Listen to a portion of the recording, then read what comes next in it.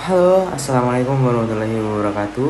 Perkenalkan nama aku Waskita Zainal Abidin. Di sini aku kelompok 7, aku dari TRO 23. Di sini aku akan mempresentasikan mengenai pengenalan bearings. Oke, langsung aja kita mulai. Dari pendahuluan terlebih dahulu, kita akan membahas pengertian dari bearing, fungsi dari bearing, dan penerapan bearings dalam bidang mekatronika dan robotika, serta pentingnya dalam sistem mekanik. Oke, yang pertama mengenai pengertian, definisi bearing tersendiri adalah komponen mekanik yang digunakan untuk mengurangi gesekan antara bagian bergerak dan mendukung pergerakan dengan efisiensi yang lebih tinggi.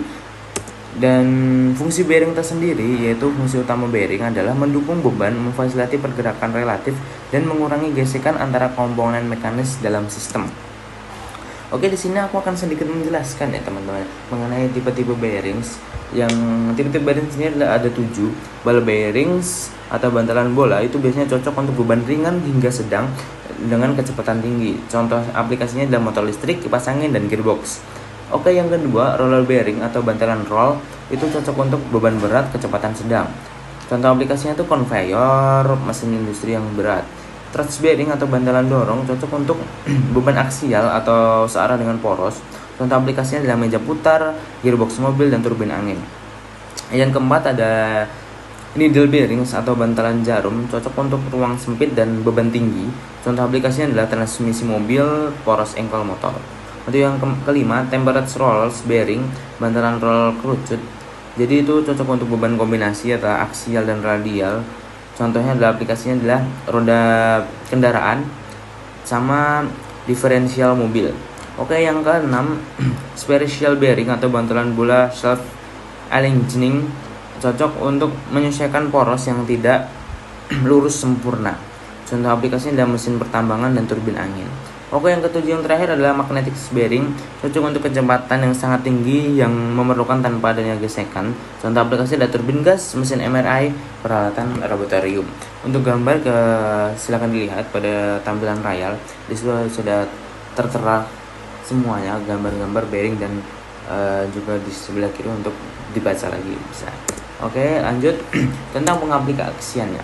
Penggunaan dalam mekatronika, bearing digunakan untuk meningkatkan efisiensi sistem otomasi dengan mengurangi gesekan serta meningkatkan keandalan dan umur komponen mesin. Di sini dapat disimpulkan bahwasanya di dalam mekatronika ini bearing ini untuk menunjang efisiensi sistem otomatis seperti itu.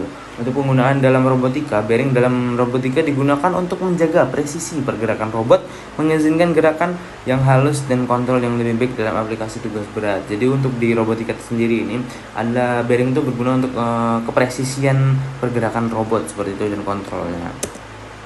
Oke, di sini aku akan menjelaskan tentang keunggulan dalam pengaplikasian bearing. Yang pertama, mengurangi gesekan. Jadi mesin itu bekerja lebih halus dan tahan lama. Yang kedua, meningkatkan efisiensi energi.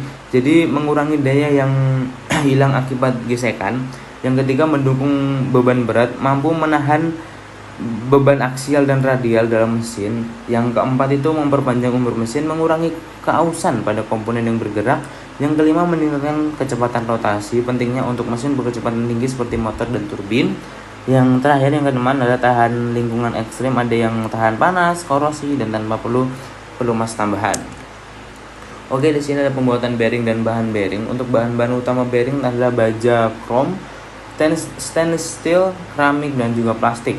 Untuk proses pembuatannya adalah baja atau bahan lain dipotong sesuai bentuk, dipanaskan dan didinginkan cepat untuk kekuatan, lalu dibentuk presisi untuk gesekan rendah, dan bola atau roll dimasukkan ke dalam cincin bearing, diberikan grease dan diuji kelakannya, dan bearing siap untuk didistribusikan. Oke, di sini cukup sekian untuk materi yang kita bahas. Saya akan sedikit menyimpulkan berdasarkan penjelasan tersebut. Bearing adalah komponen penting yang sangat berpengaruh untuk